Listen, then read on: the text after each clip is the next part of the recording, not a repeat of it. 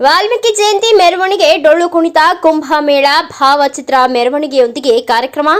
ಬಾಗಲಕೋಟೆ ಜಿಲ್ಲೆಯ ಬಾದಾಮಿ ತಾಲೂಕಾ ಪಟ್ಟಣದಲ್ಲಿ ನಡೆದ ಮೆರವಣಿಗೆಯಲ್ಲಿ ಡಾಕ್ಟರ್ ಬಿಆರ್ ಅಂಬೇಡ್ಕರ್ ಅವರ ಮೂರ್ತಿಗೆ ಮಾಲಾರ್ಪಣೆ ಮಾಡಲಾಯಿತು. ನಂತರ ಕ್ರಾಂತಿವೀರ ಸಿಂಧೂರ ಲಕ್ಷ್ಮಣ ವೃತ್ತದಲ್ಲಿಯ ಭಾವಚಿತ್ರಕ್ಕೆ ಕೂಡ ಮಾಲಾರ್ಪಣೆ ಮಾಡಲಾಯಿತು. ಜೊತೆಗೆ ಪಕ್ಕದಲ್ಲಿ ಇರುವ ಕ್ರಾಂತಿವೀರ ಸಂಗೊಳ್ಳಿ ರಾಯಣ್ಣನ ವೃತ್ತದಲ್ಲಿಯ ಭಾವಚಿತ್ರಕ್ಕೆ ಮಾಲಾರ್ಪಣೆ ಮಾಡಲಾಯಿತು.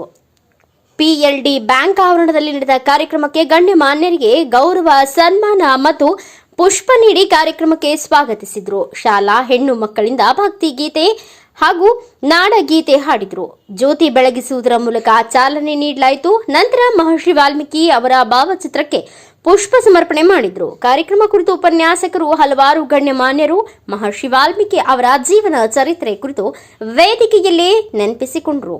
ಹಲವಾರು ಕ್ಷೇತ್ರದಲ್ಲಿ ಸಾಧನೆ ಮಾಡಿದ ಸಾಧಕರಿಗೆ ಹಾಗೂ ಉತ್ತಮ ಫಲಿತಾಂಶ ಪಡೆದ ಮಕ್ಕಳಿಗೆ ಗೌರವ ಸನ್ಮಾನ ಮಾಡಲಾಯಿತು. ಕಾರ್ಯಕ್ರಮಕ್ಕೆ ಆಗಮಿಸಿದ ಗಣ್ಯಮಾನ್ಯರಿಗೂ ಕೂಡ ಗೌರವ ಸನ್ಮಾನ ಮಾಡಿ ಕಾರ್ಯಕ್ರಮಕ್ಕೆ ಆಗಮಿಸಿದ ಸರ್ವರಿಗೂ ಧನ್ಯವಾದಗಳನ್ನು ತಿಳಿಸಿ ಕಾರ್ಯಕ್ರಮವನ್ನು ಮುಕ್ತಾಯಗೊಳಿಸಲಾಯಿತು.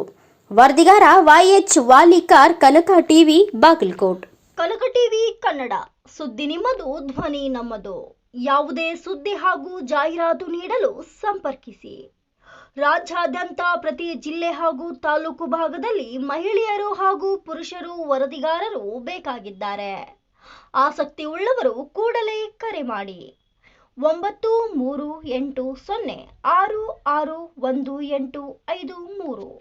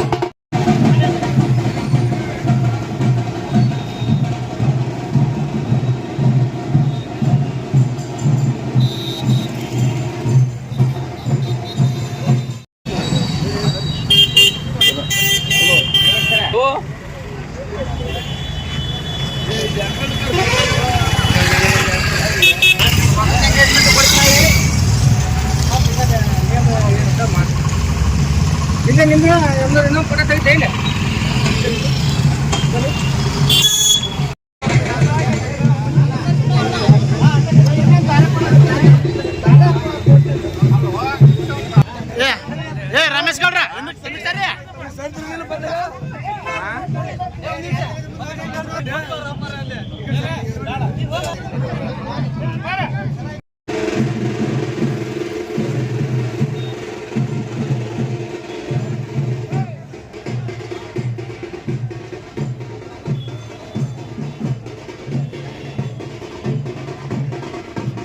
ಪ್ರಾರಂಭ ಮಾಡ್ತಾ ಇದ್ದೀನಿ. ಮೊದಲಿಗೆ ನಾಡಗೀತೆಯೊಂದಿಗೆ ಪ್ರಾರಂಭಿಸೋಣ. ದಯವಿಟ್ಟು ವೇದಿಕೆ ಮೇಲೆ ಇರತಕ್ಕಂಥ ಎಲ್ಲ ಸರ್ವ ಗಣ್ಯಮಾನ್ಯರು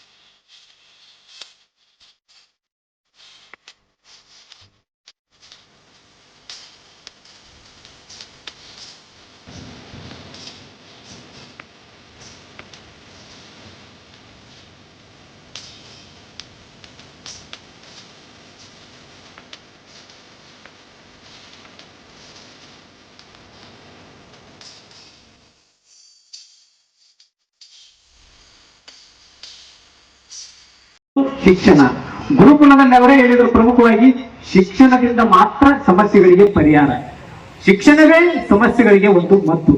ಅಂತ ಶಿಕ್ಷಣದಿಂದ ಮಾತ್ರ ನಾವೆಲ್ಲರೂ ಬದಲಾವಣೆ ಆಗಕ್ಕೆ ಸಾಧ್ಯ ಇದೆ. ಆದ್ರೆ ಶಿಕ್ಷಣ ಪಡೆದುಕೊಂಡ ಮೇಲೆ ಕೆಲವೊಬ್ಬರಿಗೆ ಬೇಗ ನೌಕರಿ ಸಿಕ್ಬಿಡುತ್ತಾ, ಈ ರೀತಿ ಮನೋಭಾವನೆ PUC ಡಿಗ್ರಿ ಬಿಟ್ಟು ಬಿಡ್ತಾರೆ.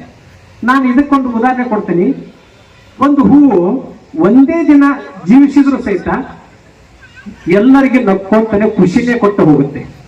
ವರ್ಷ ಪೂರ್ತಿನೂ ಬೆಲೆ ಬಾರದೆ ಇರ್ತಕ್ಕಂತ ಬಳ್ಳಿ ಪತ್ರಿ ಈ ಒಂದು ದಸರಾ ಹಬ್ಬಕ್ಕೆ ಬಂದ್ರೆ ಸಾಕು, ವರ್ಷ ಪೂರ್ತಿ ಅದು ಮುಳ್ಳು ಅಂತ ಮುಟ್ಟದೇ ಇರೋರು, ಆಡುಗಳ ತಿಂದೇ ಇರೋರು, ದಸರಾ ಕಾದು ಬಳ್ಳಿಯಾಗಿ ಬಂಗಾರವಾಗಿ ಎಲ್ಲರ ಕೈಯನ್ನ ಸೇರುತ್ತೆ. ಹಾಗಾದ್ರೆ ಇಷ್ಟರ ಮೇಲೆ ತಿಳ್ಕೋಬೇಕು ನಾವು, ಒಂದು ಮರಕ್ಕೆ ಬಂದಂತಹ ಅದೃಷ್ಟ ಮನುಷ್ಯನಿಗೆ ಬರೋದಿಲ್ಲ ಅಂತ ಯಾಕೆ ಕಾಯ್ತಾರೆ ನೀವು? ಆ ಉದ್ದೇಶದಿಂದ ಕಾಯುವ ತಾಳ್ಮೆ ನಮ್ಮಲ್ಲಿ ಇದ್ದಾಗ ಹೇಳ್ತಾರೆ ಏನು ಹೇಳ್ತಾರಲ್ಲ, ಅವರು ನಮ್ಮ ಸಹೋದರರು. ಈಗ ಕುರುಬ ಸಮುದಾಯವರು ಸೇರಿಸಿದಂತ ಅವರು ನಮ್ಮ ಸಹೋದರರು. ನಾವು ಅವ್ರು ಸೇರಿಸೋದಕ್ಕೆ ಬೇಡ ಅನ್ನೋದಿಲ್ಲ, ಅವ್ರಿಗೆ ಬರೋದಕ್ಕೆ ಬೇಡ ಅನ್ನೋದಿಲ್ಲ. ಅವರು ಈಗಾಗಲೇ 15% ಮೀಸಲಾತಿಯಲ್ಲಿ ಇದ್ದಾರೆ. ನೀವು ಅವರನ್ನ ಇಲ್ಲಿ ಸೇರಿಸುವುದಾದರೆ ಮೊದಲು ನಮ್ಮ 5 ಲಕ್ಷ ನಕಲಿ ಜಾತಿ ಪ್ರಮಾಣ ಪತ್ರಗಳನ್ನ ರದ್ದು ಮಾಡಿ ಕಾನೂನು ಕ್ರಮ ತಗೊಳ್ಳಿ. ಆಮೇಲೆ 15% ನಲ್ಲಿ ಇರ್ತಕ್ಕಂಥ ನಮ್ಮ ಕುರುಬ ಸಮುದಾಯವನ್ನು ಸೇರಿಸಿದಂತಿರಲ್ಲ, ಅವರು ಕುಲಶಾಸ್ತ್ರ ಅಧ್ಯಯನ ಮಾಡಿ ಸೇರಿಸ್ರಿ. ಅದಕ್ಕೆ ಮೊದಲು ಒಂದು ಘೋಷಣೆ ಮಾಡ್ರಿ, ಅಲ್ಲಿರ್ತಕ್ಕಂಥ 0.5% ST ಸೇರಿಸ್ತೀರಿ ಅಂತ ಮೊದಲು ಘೋಷಣೆ ಮಾಡ್ಬೇಕು ಸಿದ್ದರಾಮಯ್ಯ.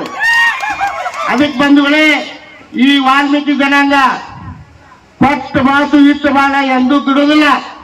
ಅದಕ್ಕೆ ನಾವು ವಿನಂತಿ ಮಾಡ್ತೀವಿ, ನಾವು ನಂಬಿಕೆಷ್ಟ ಜನಾಂಗ, ನಾವು ನಿಮ್ಮನ್ನು ಬಹಳ ನಂಬಿದ್ದೀವಿ ಸಿದ್ದರಾಮಯ್ಯನವ್ರನ್ನ. ಯಾಕಂದ್ರೆ ಈ ರಾಜ್ಯದಲ್ಲಿ ಅಹಿಂದ ಅಂತ ಬಂದಾಗ ಸಿದ್ದರಾಮಯ್ಯ ಸಾಹೇಬರು ಬೆನ್ನಿಗೆ ನಿಂತಿರ್ತಕ್ಕಂಥ ಏಕೈಕ ಸಮಾಜ ಅಂದ್ರೆ ಅದು ವಾಲ್ಮೀಕಿ ಸಮಾಜ, ಅದು ಜಾರಕಿಹೊಳಿ ಸಮಾಜ. ಅದಕ್ಕೋಸ್ಕರ ಜಾರಕಿಹೊಳಿ ಸಂಬಂಧ ಸಿದ್ದರಾಮಯ್ಯ ಸಂಬಂಧ ಒಳ್ಳೆಯದೇ ಇದೆ. ಇಲ್ಲೂ ನಮ್ಮದು ಮತ್ತು ರಾಜು ತುಮನಕಟ್ಟಿ ಅವ್ರ ಸಂಬಂಧನೂ ಒಳ್ಳೆಯದೇ ಇದೆ. ಆದ್ರೆ ಇವತ್ತು ನಿಮ್ಮ ಸ್ವೈಯಕ್ತಿಕ, ಈಗ ಯಾರು ಅವರು ಖರ್ಗೆ ಅವರು ಹೇಳ್ತಾರೆ ಏನಂತ ಹೇಳ್ತಾರೆ, ನಾನು ಕೋಳೆ ಕಬ್ಬಿಲ್ಗ ಸಮಾಜವನ್ನು ಎಷ್ಟಿಗೆ ಸೇರಿಸಲು ಎಲ್ಲ ಕ್ರಮಗಳನ್ನ ಕೈಗೊಳ್ತೇನೆ ಅಂತ ಹೇಳ್ತಾರೆ. ಅವರು ಕೋಳೆ ಕಬ್ಬಿಲ್ಗ ಸಮಾಜದವ್ರು ಏನ್ ಹೇಳ್ತಾರೆ, ಇಲ್ಲ ನಾವು ನಕಲಿ ಜಾತಿ ಪತ್ರ ಪ್ರಮಾಣ ಪತ್ರ ತಗೊಂಡಿಲ್ಲ, ನಾವು ವಾಲ್ಮೀಕಿ ಎಷ್ಟಿಗೆ ಸೇರಿವಿ ಅಂತ ಹೇಳ್ತಾರೆ. ಒಬ್ಬ ಮಂತ್ರಿ ಸೇರಿಲ್ಲ ಅಂತ ಹೇಳ್ತಾನೆ, ಸೇರಿಸ್ತೀನಿ ಅಂತ ಹೇಳ್ತಾನೆ. ಅವರ ಸೇರಿಲ್ಲ ಅಂತ ಸೇರಿವಿ ಅಂತ ಹೇಳ್ತಾರೆ. ಆದ್ರೆ ಅವ್ರು ನಕಲಿ ಅಂತ ಗೊತ್ತಾಗ್ತಿಲ್ಲ. ಅವ್ರ ಮೇಲೆ ಈ ಸರ್ಕಾರ ಯಾಕೆ ಕ್ರಮ ಕೈಗೊಳ್ತಾ ಇಲ್ಲ? ಅದನ್ನ ನಮ್ಮ ಶಾಸಕರ ಮುಖಾಂತರ ಇದು ಬಹಳ ವಿಷಯ, ಗಂಭೀರವಾದ ವಿಷಯ ನಿಮಿತ್ತವಾಗಿ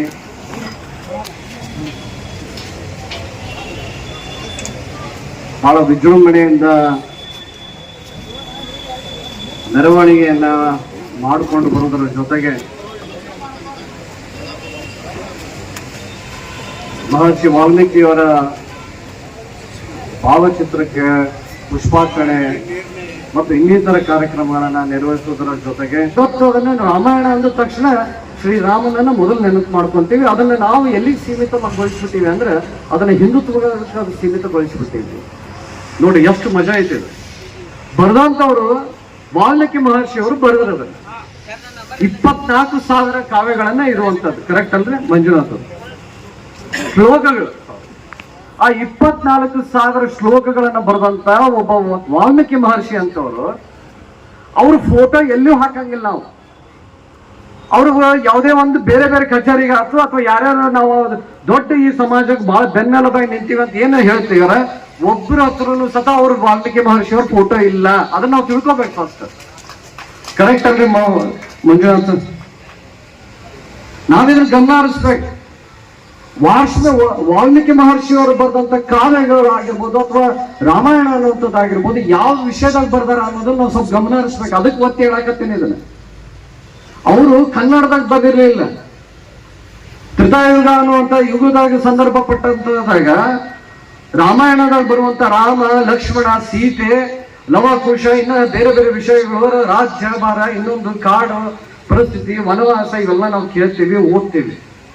ಅವತ್ತಿನ ಸಂದರ್ಭದಾಗ ಆ ಕಾವ್ಯ ರಚನೆ ಆಯ್ತು. ಅದ್ರಲ್ಲಿ ಏನ್ ಬಂತಲ್ಲ ಆ ಗ್ರಂಥ ಬರೆದಿದ್ದು ಕನ್ನಡದಾಗಲ್ಲ, ತಮಿಳ್ ಭಾಷೆದಾಗಲ್ಲ, ಹಿಂದಿ ಭಾಷೆದಾಗಲ್ಲ, ಇಂಗ್ಲಿಷ್ ಭಾಷೆದಾಗ ಅಲ್ಲ. ಅದನ್ನ ಬರೆದಂತದ್ದು ಒಬ್ಬ ಸಣ್ಣ ಸಮುದಾಯ ಅಂತ ನಾವ್ ಏನ್ ಕರ್ಕೊಂತೀವಿ, ನಾವು ಎತ್ತಿ ಮಾತಾಡ್ತಿರ್ತೀವಿ, ನಾವೇ ಹೇಳ್ಕೊಂತಿರ್ತೀವಲ್ಲ, ಆ ಸಮುದಾಯದಾಗ ಒಬ್ಬ ಮಹರ್ಷಿ ವಾಲ್ಮೀಕಿ ಅಂತವ್ರು ಸಂಸ್ಕೃತ ಅನ್ನುವಂತ ಇದ್ರಾಗ ಬರೆದಂತದ್ದು. ಅದು ಬಹಳ ವಿಶೇಷವಾಗಿ ಗಮನ ಹರಿಸ್ಬೇಕು ಇದನ್ನ. ಅವ್ರು ಹಿಂದಿ ಒಳಗೆ ಬರ್ದಿಲ್ಲ, ಕನ್ನಡದಾಗ ಬರ್ದಿಲ್ಲ.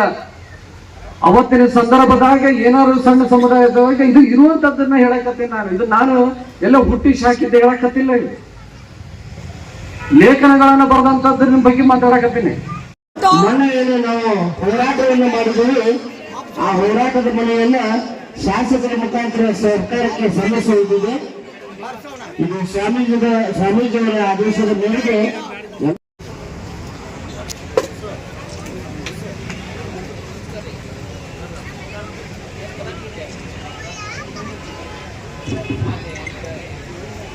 ಸಂತ ಮಹರ್ಷಿಯವರ ಬಗ್ಗೆ ಸಾಹಿತ್ಯ ಕೃತಿಗಳು ಬೆಲೆಯಿಂದ ಸೃಷ್ಟಿಯಾಗುವುದಿಲ್ಲ. ಯೋಜನಾ ಪ್ರಾಧಿಕಾರಿ ಅವರಿಗೆ ನಮ್ಮ ಸಮಾಜದಿಂದ ಸನ್ಮಾನಿಸಬೇಕು. ಹಾಗೂ ಪೊಲೀಸ್ ಇಲಾಖೆ ಹಾಗೂ ಸಮಾಜ ಕಲ್ಯಾಣ ಅಧಿಕಾರಿ ಮಳಿಮಠ್ ಸರ್ಗೆ